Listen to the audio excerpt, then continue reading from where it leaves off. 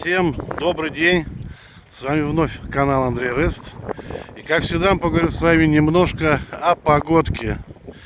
Сегодня у нас 18 февраля, на улице минус 5 градусов, но дует сильнейший ветрище. Прям очень-очень сильный, северный.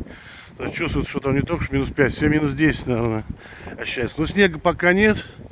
Вот небо даже с прояснениями, солнышко пытается выглянуть. Хотя нам обещают какие-то снегопады сегодня должны начаться. И к понедельнику вырасти до 50 сантиметров у нас снега. Вот, то есть такие сугробы должны быть хорошие. Но пока как бы вот врут, пока они врут, а там, кто его знает, с таким ветром, может, какую-нибудь туч нам и нанесет. Вот. Кстати, сегодня у нас в магазине Магнит акция.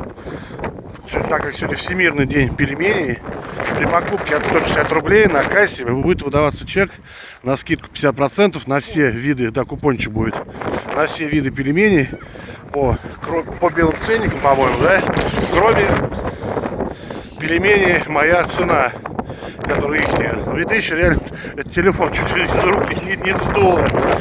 Да.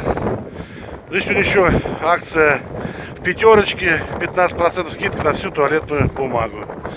Вот. Так что вот такая вот погода, такие акции. Да, бумага даже под ценником. Такая вот погода и такие вот акции у нас сегодня в Москве и Московской области.